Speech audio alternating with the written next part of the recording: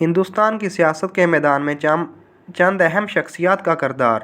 ہندوستان کا سیاسی بیانیہ برطانوی نوآبادیاتی حکمرانی کے خلاف جدوجہد سے شروع ہوتا ہے، جس کا اختتام 1947 میں آزادی پر ہوا۔ جواہر لال نہرو، پہلے وزیر اعظم، نے سیکولرزم اور معاشی ترقی پر توجہ مرکوز کرتے ہوئے ایک جمہوری سوشلسٹ ہندوستان کی بنیاد رکھی۔ سن 1970 کے ہنگامہ خیز دور میں اندرا گاندھی کا ظہور ہوا، سیاسی چیلنجوں اور اقتصادی اصلاحات دونوں پر تشریف لے گئے۔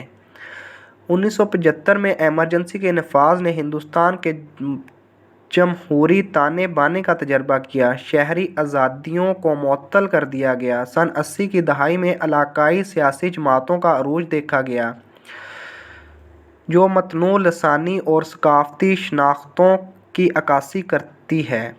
سن 90 کی دہائی نے وزیر اعظم نرسمہا راؤ کے تحت اقتصادی لبرلائزیشن کے خلاف ایک تبدیلی کا نشان لگایا، جس نے عالمگیریت اور نجکاری کو فروغ دیا۔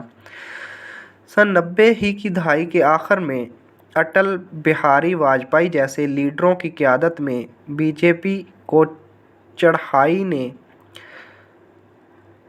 دائیں طرف جھکاؤ رکھنے والے سیاسی منظرنامے کو ظاہر کیا۔ ڈاکٹر منموہن سنگھ کا بطور وزیر اعظم دور معاشی اصلاحات اور جامع ترقی پر مرکوز رہا۔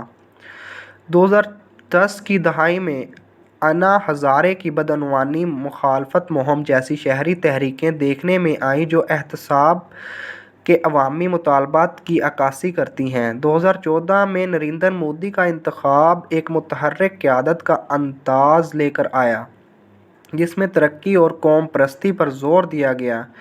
مودی کے دور میں نوٹ بندی اور goods transport services tax G S T کا نفاذ جیسے جرأت مندانہ اقدامات شامل تھے۔ حالیہ برسوں میں کسانوں کے اہم احتجاج دیکھنے میں آئے ہیں، جو زرعی اصلاحات کے بارے میں خدشات کو ظاہر کرتے ہیں۔